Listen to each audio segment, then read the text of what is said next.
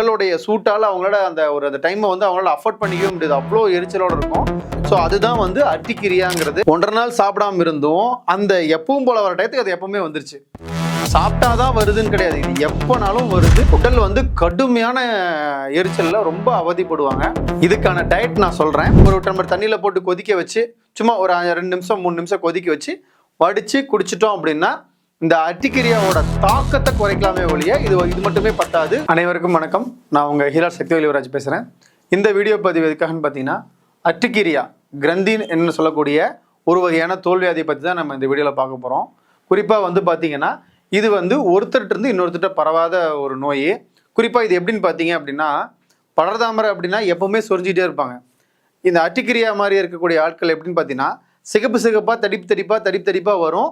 ஒரு அரை மணி நேரமோ 1 மணி நேரமோ 2 மணி நேரத்துலையோ வந்த சூடே தெரியாமல் உள்ள அப்படியே நார்மல் ஆகிடும். கொப்பளமாக வரக்கூடிய அந்த நேரங்களில் அரிப்பு, ரொம்ப கடுமையான அரிப்பு இருக்கும். ரொம்ப அவஸ்தைப்படுவாங்க. அந்த நேரத்தில் உடல் சூடு ரொம்ப அதிகமாக இருக்கும், ரொம்ப சிரமப்படுவாங்க. உடலுடைய சூட்டால் அவங்களோட அந்த டைமை வந்து அவங்களால அஃபோர்ட் பண்ணிக்கவே முடியாது, அவ்வளோ எரிச்சலோடு இருக்கும். ஸோ அதுதான் வந்து அட்டிக்கிரியாங்கிறது. வரும், உடனே மறைஞ்சு போயிடும். மற்ற தோல்வியாதிகள்லாம் அப்படியே ப்ரெசண்ட்டாகவே நிற்கும். பட் இது வந்து வரும், மறைஞ்சு போயிடும். அப்படி ஒரு சூடு இருந்ததாவே தெரியாது. அந்த தோல்வியாதி வரும்போது மட்டும்தான் அந்த டைமில் அவங்க ரொம்ப சஃபர் ஆவாங்களே ஒழிய மற்ற நேரங்களில் எப்பவும் போல் எல்லாத்தையும் போலவே நார்மல் தோலாக தான் இருக்கும். அடுத்தது வந்து பார்த்தீங்கன்னா, இது வந்து எதனால் இது உருவாகுது அப்படிங்கிற ஒரு கேள்வி வைக்கிறாங்க. நிறைய பேர் வந்து இது வரைக்கும் நான் ஒரு 100-150 பேர்த்துக்கு மேலே அட்டிக்கிரியா வந்து இந்த பராபலத்தால் பாதிக்கப்பட்டவங்களுக்கு மருத்துவம் கொடுத்துருக்கறதுனால நிறைய பேர் வைக்கிற கொஷின், இது ஏன் வருது. ரொம்ப சிம்பிளாக சொல்லணும் அப்படின்னா, இதுக்கு வந்து நம்ம சாப்பிட்ற சாப்பாட்டில் இருக்கக்கூடிய அலர்ஜியாக கூட இருக்கலாம், மேபி அசைவம் எடுத்ததோடைய அலர்ஜியாக கூட இருக்கலாம், வேறு ஏதாவது மெடிக்கேஷனில் போயிட்டு ஏதாவது மருந்துகள் எடுத்த அலர்ஜியாகவும் இருக்கலாம், இல்லை என்விரான்மெண்டல் பொல்யூஷன் மூலியமாகவும் இருக்கலாம். இது எப்படி வேணாலும் வரலாம். இது இதனால தான் வருதுங்கிறத நம்மளால் வந்து ஒரு கணிப்பு தான் சொல்ல முடியுமே ஒழிய இது இதனால தான் வந்ததுங்கிற வந்து நம்மளால் வந்து ஃபுல்லாக. ஏன்னா லாஸ்ட் டைம் ஒரு குழந்தையை கூப்பிட்டு வந்தாங்க, ஒரு 7 வயசு குழந்தைய கூப்பிட்டு வந்தாங்க எங்ககிட்ட மருத்துவத்துக்கு. அப்போ அந்த குழந்தை வந்து என்னன்னா, ஃபர்ஸ்ட் டைம் அந்த குழந்தைக்கு எப்போ அட்டிக்கிரியா வந்துச்சு அப்படின்னா, காரில் பின்னாடி சீட் கவரில் படுத்து தூங்கிட்டு போயிட்டு இருந்தா. அப்படி அடிக்கடி அந்த குழந்தைக்கு வந்து சீட் கவரில் வந்து தூக்கிட்டு போகிற பழக்கம் இருக்கிறதுனால ஃபஸ்ட்டு அந்த காரில் கூட்டிகிட்டு அந்த இடத்துல படுத்திருந்தா அடுத்த 10 நிமிஷம் வந்து அட்டிக்கிரியா வந்தது. ஸோ இந்த மாதிரி காரணங்கள் நிறைய, ஒவ்வொருத்தரும் ஒவ்வொரு விதமான காரணங்கள் சொல்லுவாங்க. ஒருத்தர் மீன் சாப்பிட்டதுக்கு அப்புறம் தான் வந்துச்சு. ஒரு தடவை நான் போய் வெளியில் போய் கடையில் போய் சில்லி சாப்பிட்டதுக்கப்புறம் வந்துச்சு. நான் ஒரு தடவை ஒரு ஃபங்க்ஷனில் போய் சாப்பிட்டேன். ஒரு ட்ரிப்பு போயிட்டு வந்தேன். அந்த ட்ரிப்பு போயிட்டு வந்து அந்த ஃபுட்டோட அலர்ஜியால் எனக்கு வர ஆரம்பிச்சிது. அப்படியே படிப்படியாக டெவலப் ஆகி இந்த கண்டிஷன் வந்துச்சுன்னா, இது எதனால் வருது அப்படின்னு நம்மளால் வந்து இதனால தான் வருதுன்னு நம்ம சொல்ல முடியாது. இது ஒரு வகையான பாக்டீரியல் இன்ஃபெக்ஷனும் கூட, வைரல் இன்ஃபெக்ஷனும் கூட. இப்போ உதாரணத்துக்கு பாக்டீரியா அப்படின்னு பார்க்குறப்ப இதில் வந்து streptococcus, mycoplasma pneumonia, salmonella, brucella, chlamydia, yersinia, H pylori, இந்த மாதிரியான பாக்டீரியாஸும் இதில் வந்து அடங்கும் இந்த அலர்ஜியில். குறிப்பாக ஹெச் பைலோரி தான் வந்து பார்த்தீங்கன்னா உங்களுக்கு வந்து கிரானிக் லெவலில் கொண்டு போகிறது. அட்டிக்கிரியாவே ரொம்ப கடுமையான இதாக கொண்டு போகிறது வந்து ஹெச் பைலோரி பாக்டீரியா தான் வந்து அதை கடுமையாக எடுத்துகிட்டு போகிறது. அதை வைரல் இன்ஃபெக்ஷனில் வந்து பார்த்தீங்கன்னா இதில் வந்து parvo virus, noro virus, entero virus, hepatitis A, B இதனாலையும் வரலாம். அடுத்து பார்த்தீங்கன்னா ஃபால்சிபேரம், இது ஒரு ஃபங்கல் இன்ஃபெக்ஷன் மாதிரி.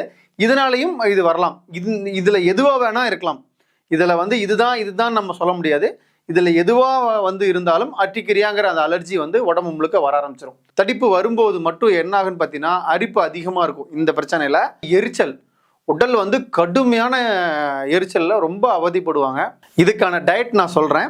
இப்போது இந்த அட்டிக்கிரியாலேருந்து நம்ம எப்படி அதனுடைய தாக்கத்தை குறைக்கிறதுக்கான டயட் நான் உங்களுக்கு சொல்கிறேன். காலையில் கஞ்சி அல்லது சாதம், பொரியல், அவ்வளோதான். மதிய உணவு வந்து சாப்பாடு, பொரியல், வெண்ணெய் எடுத்த மோர் யூஸ் பண்ணலாம்.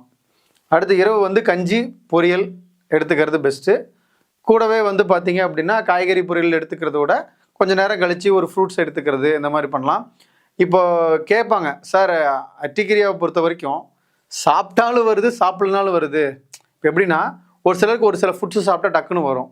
அவங்க என்ன பண்ணுவாங்கன்னா, அந்த ஃபுட்டெல்லாம் சார்ட் போட்டு வச்சுக்குவாங்க, எல்லாம் நோட் பண்ணி வச்சுக்குவாங்க, இதெல்லாம் சாப்பிட்டா வருது, இதெல்லாம் சாப்பிட்டா வருதுன்னு. என்ன பண்ணிருக்கிறாரு, ஒருத்தர் சாப்பிட்டா தானே வருது, சாப்பிடாமலே இருந்து பார்ப்போன்னு சொல்லி 1.5 நாள் சாப்பிடாம இருந்திருக்காரு. 1.5 நாள் சாப்பிடாம இருந்தும் அந்த எப்பவும் போல வர டயத்துக்கு அது எப்பவுமே வந்துருச்சு. சாப்பிட்டாதான் வருதுன்னு கிடையாது, இது எப்போனாலும் வருது. சாப்பிட்டாலும் வருது, சாப்பிடலனாலும் வருது. இது இப்போதான் வரும் அப்படிதான் வருங்கிற கணக்கே கிடையாது. இப்போ இது வந்து பார்த்தீங்கன்னா முடிஞ்ச வரைக்கும் இதெல்லாம் தவிர்க்கிறது ரொம்ப நல்லது. பால், டீ, காஃபி, தயிர், குறிப்பாக கடையில் போய் சாப்பிட்ற டீ காஃபிலாம் விட்டுருங்க. வீட்டில் செஞ்சு சாப்பிட்ற டீ காஃபியுமே விட்டுருங்க. இட்லி, தோசை, சப்பாத்தி, துவரம்பருப்பு, பருப்பு, பயிறு வகைகள். ஏன் இதை நான் வந்து தவிர்க்க சொல்கிறேன் அப்படின்னா, அதிக செரிமானம் வந்து பாதிக்கப்படக்கூடியது எப்போனா ஒரு நோய் இருக்கும்போது செரிமானம் ரொம்பவே பாதிச்சிருக்கும்.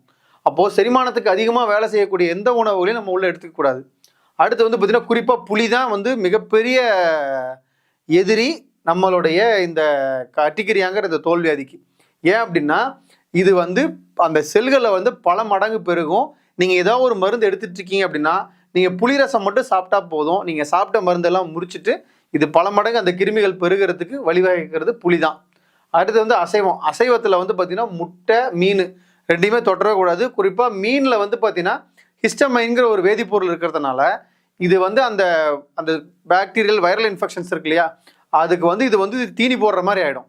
சும்மா பல மடங்கு பெருகிறோம். சாப்பிட்டாங்கன்னா பிச்சு உதறி தள்ளிடும். அவங்களுக்கு அந்த அலர்ஜியை வந்து அவங்களால அக்செப்டே பண்ண முடியாது. அந்த அளவுக்கு வந்து இதாகிடும். இதுக்கு என்ன கை வைத்தியம்னு பார்த்தீங்கன்னா, காலையில் வெறும் வயிற்றுல ஒரு 10 மிளகு 2 வெத்தலையும் ஒன்றா போட்டு இடித்து ஒரு டம்ளர் தண்ணியில் போட்டு கொதிக்க வச்சு சும்மா ஒரு 2 நிமிஷம் 3 நிமிஷம் கொதிக்க வச்சு வடித்து குடிச்சிட்டோம் அப்படின்னா இந்த அட்டிக்கிரியாவோட தாக்கத்தை குறைக்கலாமே ஒழிய இது மட்டுமே பத்தாது குணமாகறதுக்கு. அட்டிக்கிரியாவுக்கு நீங்கள் சொன்ன இந்த டயட்டே போதுமானதா, இது ஃபாலோ பண்ணாலே எனக்கு க்யூர் ஆகிடுமா அப்படின்னு கேட்டிங்கன்னா வாய்ப்பே கிடையாது. இதை ஃபாலோ பண்ணோம்னா நமக்கு அதனோட தாக்கத்திலிருந்து வெளியே வரலாம். நீங்கள் வேறு மருத்துவம் எடுத்துகிட்டு இருந்தாலும் சரி, வேறு என்ன பண்ணிகிட்டு இருந்தாலும் சரி, இதனுடைய தாக்கத்திலிருந்து நம்ம அதிகப்படியான அந்த பாதிப்புலேருந்து வெளியே வரத்துக்கு இந்த டயட் உங்களுக்கு ரொம்ப சப்போர்ட்டிங்காக இருக்கும். இதற்கு மருந்துகள், மருத்துவம் மட்டும்தான் இதுக்கு தீர்வு. குறிப்பாக இது வந்து பார்த்திங்கன்னா இது 100% குணமாகுமான்னு கேட்டிங்கன்னா 100% இதை வந்து குணப்படுத்துறதுக்கான வாய்ப்புகள் ரொம்ப ரொம்ப குறைவு. ஆனால் சித்த மருத்துவத்தில் என்ன பண்ணுறாங்க அப்படின்னா இந்த நோயோட தாக்கத்தை நல்லா குறைச்சி அதனோட பாதிப்போட அளவுகளை நல்லா குறைச்சி அதை திரும்பவும் மீண்டும் வெளியே வராத மாதிரியான மருத்துவம் இருக்குது. உங்களுக்கு தேவைப்பட்டுச்சு அப்படின்னா இங்கே பகலவன் சித்தா கிளினிக் இருக்குது. எங்களை நீங்கள் காண்டாக்ட் பண்ணுற மாதிரி இருந்தாலும் வாட்ஸ்அப் பண்ணுங்கள். உங்களுடைய ஸ்கின் ஃபோட்டோஸை எங்களுக்கு தயவு செஞ்சு எடுத்து வாட்ஸ்அப் பண்ணுங்கள். நாங்கள் அதை பார்த்துட்டு இதை அட்டிக்கிரியா தானாங்கிறத நாங்கள் கன்ஃபார்ம் பண்ணி சொல்லிவிடுவோம். மேலும் எங்ககிட்ட நீங்கள் மருத்துவம் எடுத்துக்கணும்னா தாராளமாக நீங்கள் மருத்துவம் எடுத்துக்கலாம். ஸோ டயட் எல்லாத்துக்கும் காமன் தான். ஸோ இதை நீங்கள் ஃபாலோ பண்ணிக்கோங்க. நன்றி, வணக்கம்.